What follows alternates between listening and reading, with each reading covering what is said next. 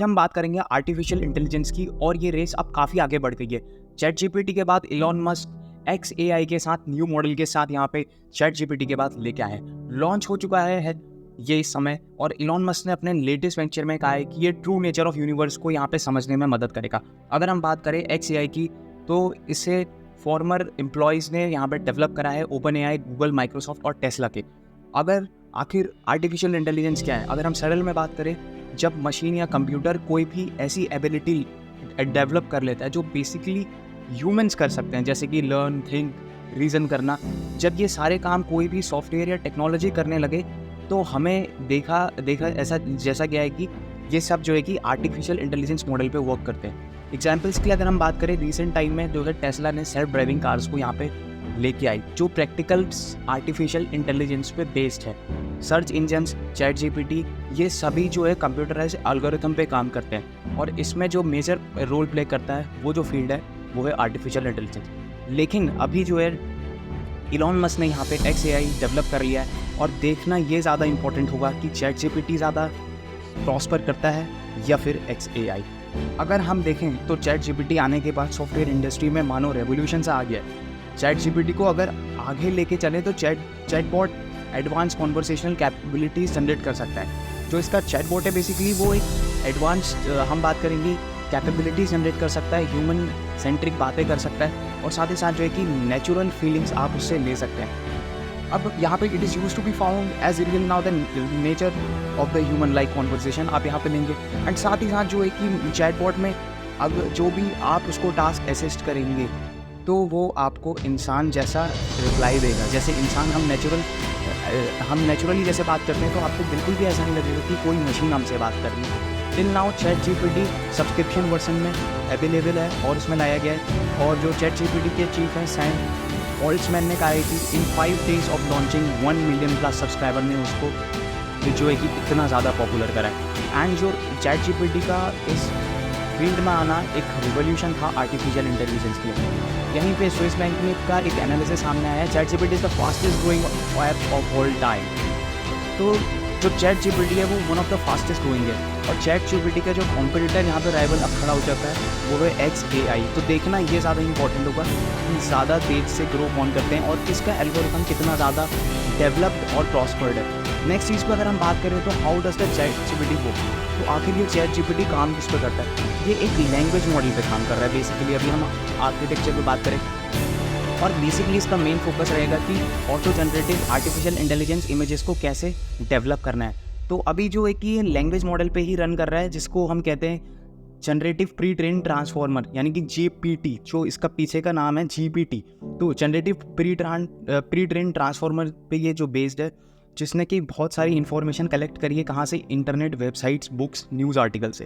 अब इसका जो एक लैंग्वेज मॉडल है वो कम्युनिकेट करने में, यूज़र टू सिस्टम कैसे कम्युनिकेट करना है उसमें हेल्प करता है, और समझने में भी, और समझता है RHLF मेथड से। RHLF मेथड क्या है? देखिए, reinforcement learning from human feedback. हमारे जो फीडबैक होते हैं उससे सिस्टम एक्नॉलेज अपने आप को करता है, उससे समझता है, फिर उसी हिसाब से जो है कि एक यूनिक एल्गोरिथम पैटर्न वहाँ पे डेवलप करके उसको जो है रिप्लाई करता है हमको वापस। एंड AI असिस्टेंट्स इस एल्गोरिथम लैंग्वेज को समझने में जो है कि ह्यूमन सेंट्रिक बनाने में काफ़ी ज़्यादा इंपॉर्टेंट रोल प्ले कर रहे हैं। कॉन्वर्सेशन को इवेल्युएट करता है, उसके बाद नेचुरल लैंग्वेज जनरेशन यहाँ पे ये डेवलप करता है कि हमें और सिस्टम के बीच में, यूज़र और सिस्टम के बीच में एक नेचुरलिस्टिक बातें होनी चाहिए, कोई भी ऐसा ना लगे कि मशीन बात कर रही है। तो उस एल्गोरिथम को अभी ये डेवलप करने में काफ़ी ज़्यादा सक्षम है। अभी चैट जीपीटी जो है आपका 3.5 और 4 वर्जन में अवेलेबल है। 4th वर्जन जो अभी है वो टेक्स्ट जनरेटिंग पे ही काम कर रहा है, और नेचुरल लैंग्वेज जनरेशन यानी कि NLG पे ही काम कर रहा है। तो ये चीज़ मैंने आपको समझाई। आखिर how does the chat GPT work, ये समझना काफ़ी ज़्यादा इंपॉर्टेंट है। मोस्टली लोगों को यही समझ नहीं आता है। तो ये जो चीज़ें हैं ये कनेक्ट कर रही हैं आपस में, और चैट जीपीटी के आने के बाद एक रेवोल्यूशन है, और अभी जो है कि हमें बहुत सारी मेजर डेवलपमेंट इसमें देखने को मिलेंगे। लेकिन मैं अभी के लिए बताना ये मुश्किल है कि कौन ज़्यादा तेज़ ग्रो करेगा, चैट जीपीटी या XAI।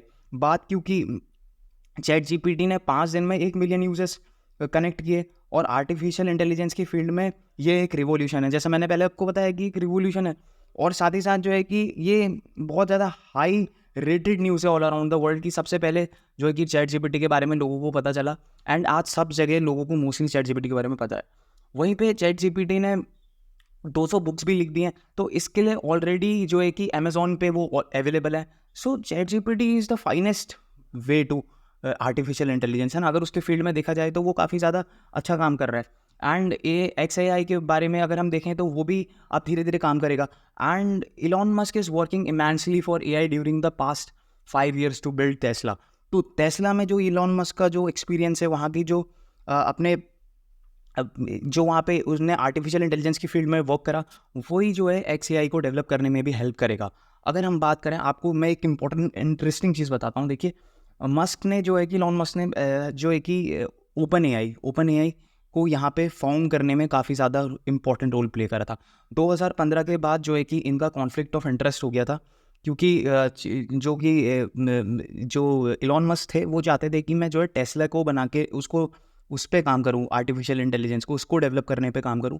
वहीं पे जो है कि सैम ऑल्टमैन चाहते थे कि मैं जो है कि सिर्फ एआई पे काम करूँ, है ना, और जो है कि अपने इस चैट जीपीटी को काफ़ी ज़्यादा इसको इम्प्रूव करूँ। तो कॉन्फ्लिक्ट ऑफ इंटरेस्ट के बाद फिर यहाँ पे जो है कि टेस्ला के जो फाउंडर हैं एलॉन मस्क, वो अलग हो गए इससे।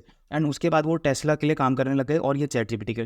तो फाइनली अभी चैट जीपीटी भी सक्सेसफुल है और टेस्ला भी सक्सेसफुल है। लेकिन अब जो है टेस्ला भी चैट जीपीटी के इस रेवोल्यूशन का एक बहुत बड़ा राइवल कॉम्पिटिटर बन चुका है। एंड ये देखना काफ़ी ज़्यादा इंटरेस्टिंग होगा आने वाले फ्यूचर डेवलपमेंट में, हमें देखने को मिल रहे हैं। अगर कोई भी डेवलपमेंट होती है तो मैं डेफिनेटली उसके ऊपर डिटेल्ड वीडियो लेके आऊँगा। Thanks for watching and listening. If you definitely like the video, subscribe our YouTube channel. Till then, bye. Jai Hind. Take care.